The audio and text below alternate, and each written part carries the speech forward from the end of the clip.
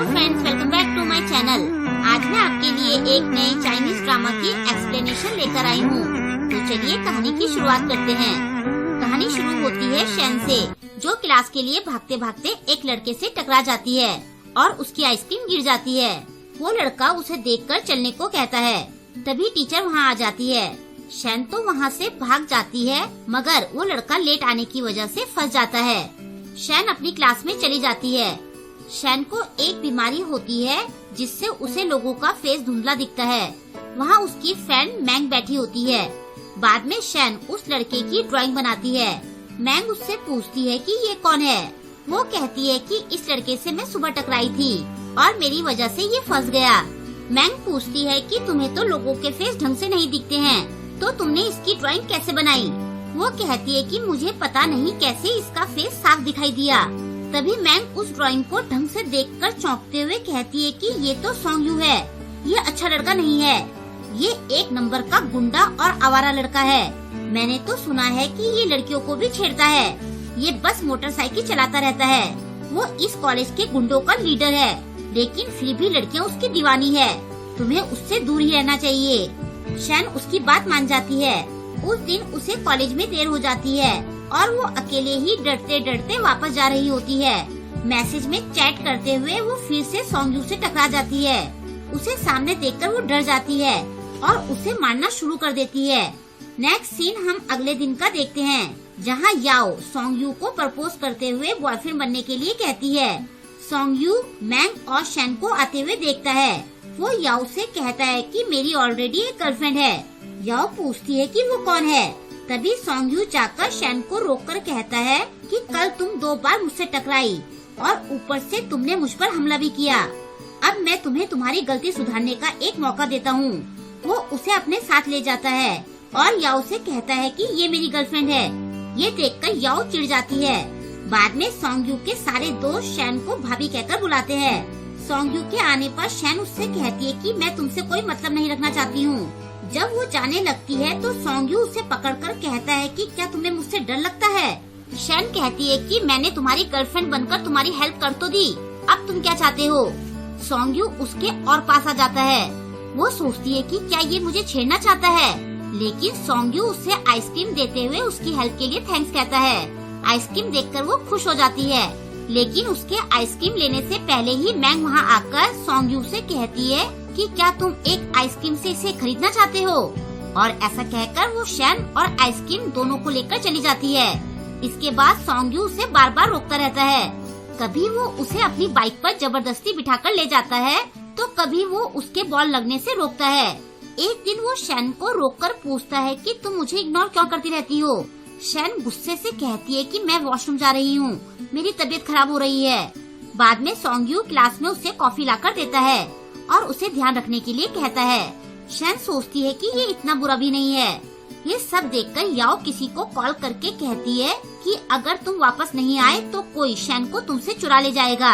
Next scene में हम देखते हैं कि शैन सॉन्ग यू के साथ इंटीमेट होते हुए कहती है कि मैंने सुना है कि तुम मुझे प्यार करते हो, क्या मैं तुम्हें किस करूं। और फिर वो उसे किस करने वाली होती है, लेकिन तभी हम देखते हैं कि ये सब तो सॉन्ग यू अपने सपने में देख रहा होता है। जीमो के उठाने पर वो चिढ़ जाता है। दूसरी तरफ शैन और मैंग दोनों लिस्ट बनाती है कि उन्हें किस तरह का लड़का चाहिए। तभी यहाँ पर होंग की एंट्री होती है। वो अमेरिका में कॉलेज की तरफ से एक इवेंट में गया था। बेल लगने के बाद बाहर जाते टाइम मैंग जीमो से टकरा जाती है और उसकी डायरी गिर जाती है। जीमो डायरी ले जाकर सीधा सॉन्ग यू को देता है।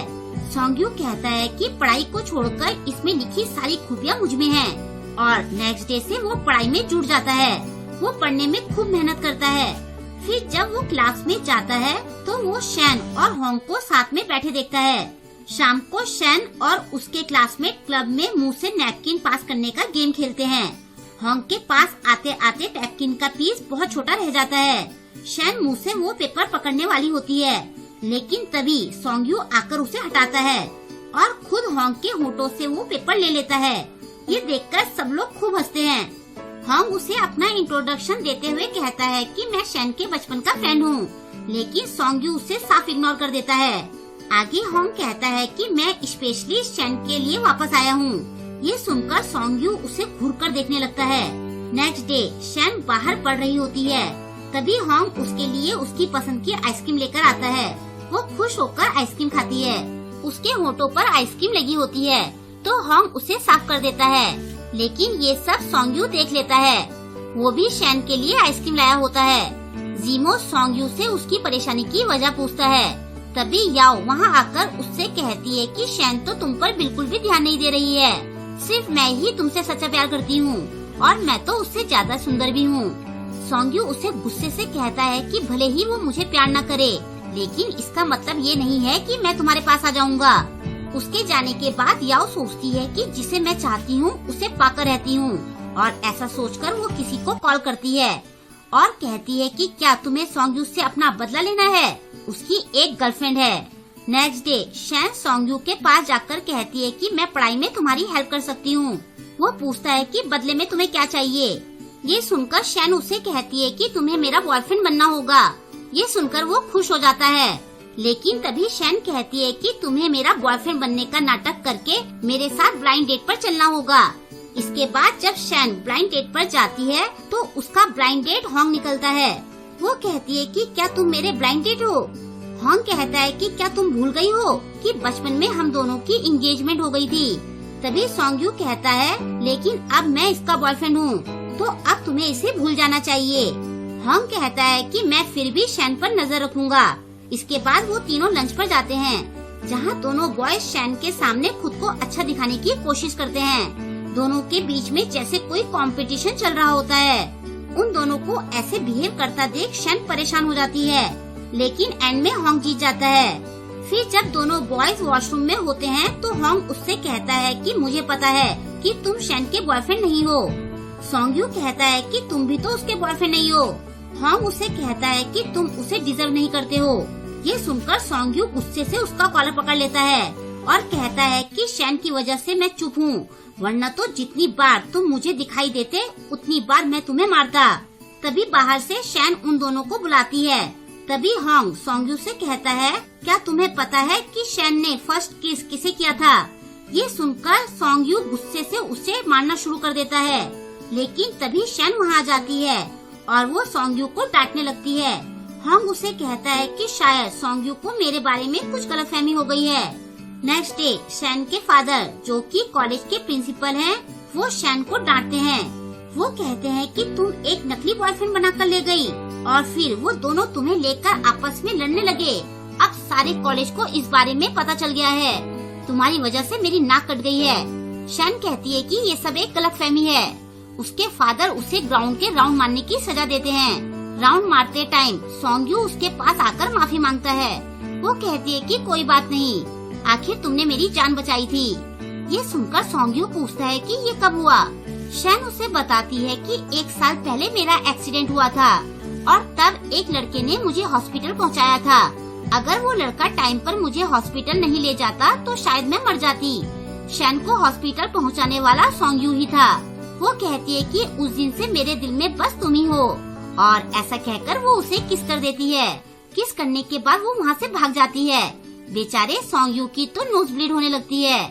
नेक्स्ट सीन में हम देखते हैं कि शैन को कुछ गुंडे किडनैप कर लेते हैं। वो उसे इसलिए किडनैप करते हैं क्योंकि वो सॉन्ग यू की गर्लफ्रेंड होती है।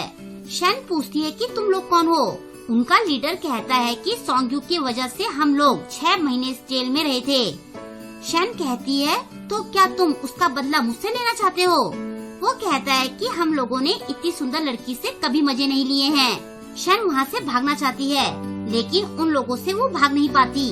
वो सब लोग उससे बदतमीजी करना चाहते हैं, लेकिन तभी सॉन्ग यू और हॉन्ग वहाँ पहुँच जाते हैं। सारे लड़के उन दोनों को घेर लेते हैं। फिर वहाँ फाइट शुरू हो जाती है। सॉन्ग यू और हॉन्ग उन सबको मारकर चित कर देते हैं। शैन सॉन्ग यू के पास आकर पूछती है कि कहीं तुम्हें चोट तो नहीं लगी। ये देखकर हॉन्ग को बहुत बुरा लगता है। सॉन्ग यू उसे कहता है कि मुझे माफ कर देना, मुझे आने में लेट हो गया। शैन के बचने की खबर सुन के याओ गुस्से से अपना फोन तोड़ देती है। वो अपने साथ की लड़कियों से शैन की किडनैपिंग की फोटोज मांगती है और उनसे शैन पर नजर रखने को कहती है। दूसरी तरफ सॉन्ग यू शैन को घर छोड़ता है। वो दोनों उसके घर के बाहर रोमांस कर रहे होते हैं। तभी शैन को वहाँ हॉन्ग दिखता है। वो पूछती है कि तुम यहाँ क्या कर रहे हो। अंदर से शैन की मॉम आकर कहती है कि इसे मैंने बुलाया है, मैं काफी टाइम से इससे मिली नहीं थी। सोंगयू को देखकर वो पूछती है कि ये कौन है। शैन के कुछ कहने से पहले ही सोंगयू कह देता है कि मैं इसका फ्रेंड हूँ। ये सुनकर शैन की मॉम सोंगयू को भी खाने पर बुलाती है। शैन की मॉम होंग से उसके आगे के प्लान्स पूछती है। होंग कहता है कि मैं पढ़ने के लिए बाहर जाऊंगा। वो कहती है कि मैं शैन को भी तुम्हारे साथ भेज दूंगी। ये सुनकर शैन और सोंगयू खुश नहीं होते। होंग कहता है कि मैं शैन का पूरा ख्याल रखूंगा, आखिर ये मेरी मंगेतर जो है। शैन की मॉम सोंगयू को सुनाते हुए होंग से कहती है कि तुम ही मेरे फ्यूचर दामाद हो। ये सुनकर सोंगयू का मूड ऑफ हो जाता है। बाहर जाने पर होंग सोंगयू से कहता है कि मैं शैन को वापस पाकर रहूंगा। ये सुनकर वो गुस्से से उसका कॉलर पकड़ लेता है। होंग उससे कहता है कि क्या तुम्हें लड़ने के अलावा भी कुछ आता है? तुम्हारे साथ उसका कोई फ्यूचर नहीं है। उधर शैन की मॉम उसकी बनाई सोंगयू की ड्राइंग्स फाड़ देती है। ये देखकर शैन उनसे लड़ने लगती है। उसकी मॉम कहती है कि मैं तुम्हें बाहर भेजने की सोच रही हूँ और तुम उस गुंडे के लिए मुझसे लड़ रही हो। उसके कपड़े देखो, उसकी कोई क्लास नहीं है। ये सुनकर शैन अपनी मॉम से कहती है कि आप उसके बारे में ऐसा नहीं बोल सकती हो। उसकी मॉम उसे थप्पड़ मारती है और कहती है कि कल तुम जाकर उससे ब्रेकअप करोगी। शैन सोंगयू की ड्राइंग्स देखकर रोने लगती है। उधर सोंगयू सोचता है कि शुरू से ही ये सब गलत था, मुझे उससे प्यार नहीं करना चाहिए था। कहानी में आगे हम सोंगयू के पास्ट के बारे में देखते हैं। उसकी मॉम किसी आदमी के साथ भाग जाती है और उसके फादर जेल में होते हैं। अपनी जिस रिलेटिव के यहाँ वो रहने जाता है वो भी कुछ दिनों बाद उसे निकाल देती है क्योंकि वो कुछ कमा नहीं रहा था। अब कहानी वापस प्रेजेंट में आती है। अपनी बाइक साफ करते हुए वो सोचता है कि मैं और शैन दोनों दो अलग दुनिया से हैं। अगले दिन वो एक डिसेंट स्टूडेंट बनकर कॉलेज जाता है तो आज शैन एकदम गुंडों जैसा ड्रेसअप करके आती है।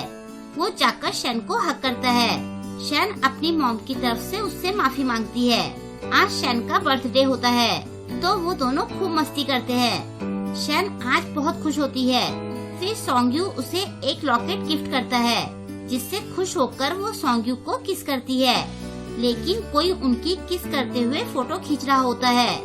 नेक्स्ट डे जब शैन कॉलेज जाती है तो वहाँ उसकी किडनैपिंग के दिन वाली फोटोज हर जगह लगी होती है।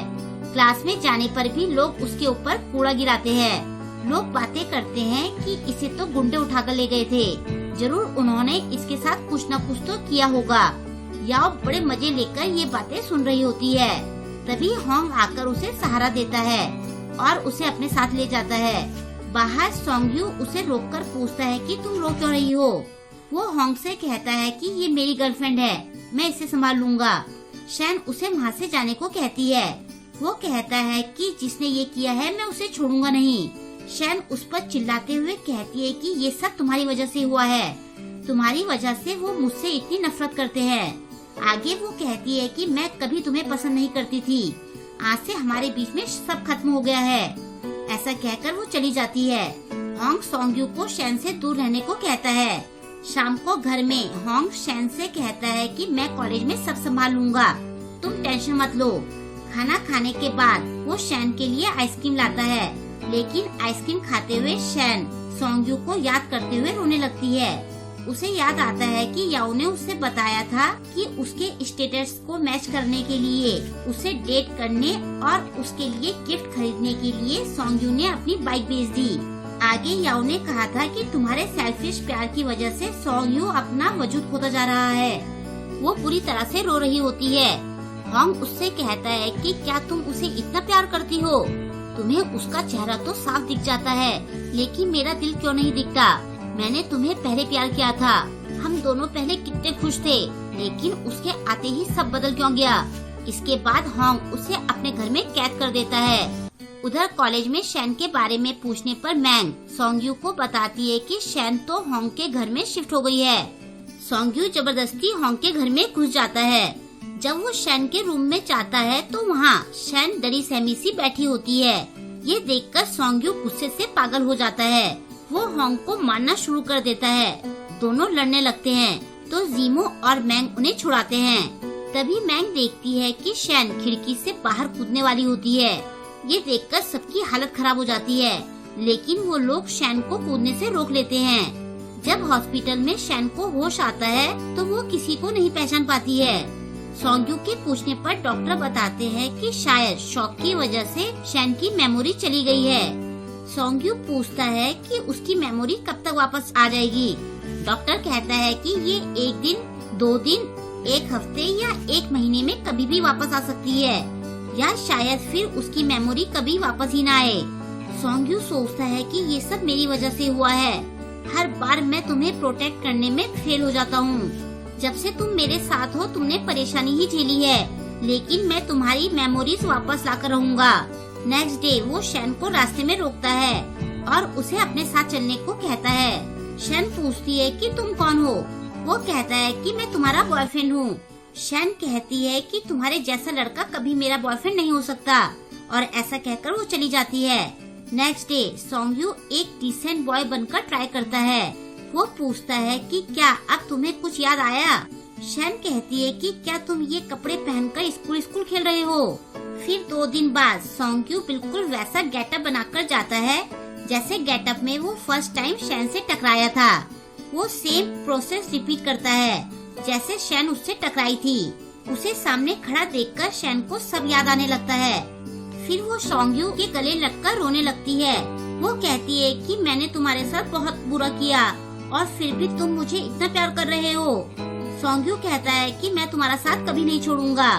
फिर नेक्स्ट डे सोंग्यू क्लास में याओ के पास जाकर कहता है कि वो किडनैपिंग और शैन की सारी फोटोज ये सब तुम्हारा ही किया धरा है ना। याओ इनोसेंट बनते हुए कहती है कि तुम मुझ पर ऐसा झूठा इल्जाम नहीं लगा सकते हो। ये सुनकर सोंग्यू याओ के साथ की लड़की को लाता है जो याओ की पोल खोल देती है। सारी क्लास याओ पर माफी मांगने का दबाव बनाने लगती है। ये सुनकर याओ सोंग्यू से कहती है कि क्या तुम मरने से पहले हीरो बनना चाहते हो, या फिर तुमने शैन को इस बारे में कुछ नहीं बताया है। ये सुनकर सोंग्यू का चेहरा उतर जाता है। नेक्स्ट सीन में हम देखते हैं कि शैन और सोंग्यू अपने फ्रेंड्स के साथ ड्रिंक कर रहे होते हैं। शैन ने ज्यादा पी ली होती है तो वो सोंग्यू से होटल रूम में चलने को कहती है। रूम में जाने पर वो सोंग्यू पर वॉमिट कर देती है। सोंग्यू नहाने चला जाता है। उसका वॉलेट वहीं छूट जाता है। शैन उसे खोलकर देखती है तो उसमें सोंग्यू की बचपन की फोटो रहती है। उसे वो फोटो जानी पहचानी लगती है। नहाकर आने पर जब शैन सोंग्यू को देखती है तो उसके दिल में कुछ होने लगता है। वो उसे बेड पर खींचती है। वो उसके साथ नॉटी हरकतें करने लगती है और ऐसा करते करते वो सो जाती है। बेचारा सोंग्यू कुछ होने का बस वेट करता रह जाता है। नेक्स्ट डे शैन उठकर सोंग्यू को आवाज मारती है, लेकिन वो वहाँ नहीं होता। वो उसे कॉल करती है तो उसका फोन भी बंद आता है। वो कॉलेज जाकर जीमो से सोंग्यू के बारे में पूछती है। वो कहती है कि 1 हफ्ते से मैं सोंग्यू से बात नहीं कर पा रही हूँ, वो कहाँ है? जीमो उसे बताता है कि वो शहर छोड़कर जा रहा है। ये सुनकर शैन सोंग्यू के पास पहुँचती है। वो उसे रोककर कहती है कि तुम मुझे छोड़कर कहाँ जा रहे हो? मैं तुम्हारी गर्लफ्रेंड हूँ। तभी एक लड़की आकर सोंग्यू का हाथ पकड़कर कहती है कि डार्लिंग, ये लड़की कौन है? ये सुनकर शैन को झटका लगता है। सोंग्यू शैन से कहता है कि हमारे बीच में सब खत्म हो गया है। शैन फिर भी ये सब मानने को तैयार नहीं होती। सोंग्यू उसे धक्का देकर गिरा देता है और चिल्लाते हुए कहता है कि अब मुझे तुम में कोई इंटरेस्ट नहीं है, मैं तुम्हारे साथ रहकर पक चुका हूँ। शैन के हाथ में चोट लग जाती है। फिर सोंग्यू उस लड़की के साथ वहाँ से चला जाता है। सोंग्यू के दुख में शैन नशे में टल्ली होकर घूम रही होती है। वो उसे याद करके रो रही होती है। तभी वहाँ पर एक टेडी बियर आता है। वो नाचकर शैन का मूड ठीक करने की कोशिश करता है। वो उसके लिए उसकी फेवरेट आइसक्रीम भी लाता है। शैन उससे उसकी सारी बातें शेयर करती है। जब शैन दुखी होती है तो वो टेडी बियर उसका हौसला बढ़ाता है। शैन उसे थैंक यू कहती है।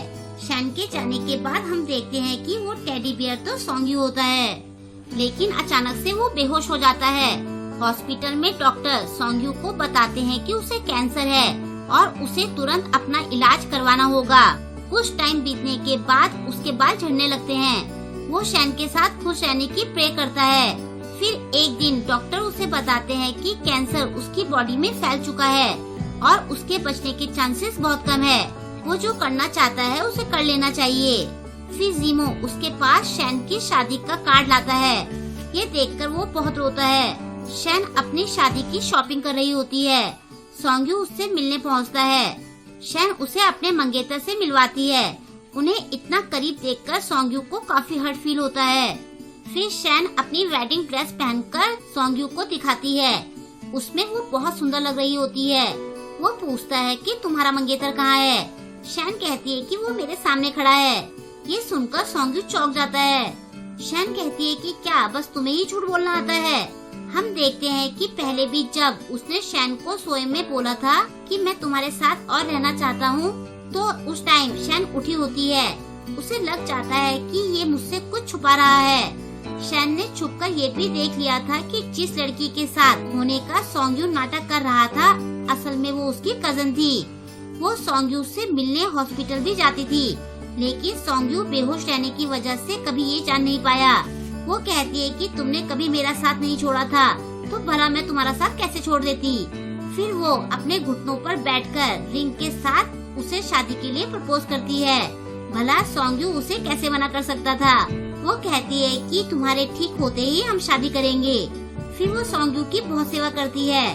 सोंग्यू उसे आइसक्रीम देकर पूछता है कि तुम्हें ये आइसक्रीम इतनी पसंद क्यों है। शैन उसे इसके पीछे की कहानी बताती है। हम देखते हैं कि जब शैन छोटी थी तो एक बार कुछ बच्चे उसे बुली कर रहे थे। तभी एक लड़का आकर उन सबको भगा देता है। वो शैन को कहता है कि चलो मैं तुम्हें आइसक्रीम खिलाता हूँ। और तब से शैन को आइसक्रीम खाना बहुत पसंद था। शैन उसे गले लगाते हुए कहती है कि इतने सालों बाद मुझे पता चला कि वो लड़के तुम ही थे। तभी सोंग्यू बेहोश हो जाता है और शैन रोने लगती है। अब नेक्स्ट सीन हम 5 साल बाद का देखते हैं। शैन की शादी हो रही होती है। जीमो एक गिफ्ट लाकर शैन को देकर कहता है कि ये गिफ्ट सोंग्यू ने तुम्हारे लिए प्रिपेयर किया था। उसमें एक डायरी रहती है जिसमें उन दोनों की सारी यादें रहती हैं, जिसे देखकर शैन फूट फूट कर रोने लगती है। थोड़ी देर बाद वो अपनी मैरिज सेरेमनी के लिए जाती है। हम देखते हैं कि सोंग्यू ठीक होकर वहाँ उसका वेट कर रहा होता है। वो उसे रिंग पहनाता है। दोनों की शादी हो जाती है और यहाँ पर हमें एक राज की बात पता चलती है। असल में शैन सोंग्यू को बहुत पहले से पसंद करती थी, लेकिन उसे नहीं पता था कि सोंग्यू भी उसे लाइक करता है या नहीं।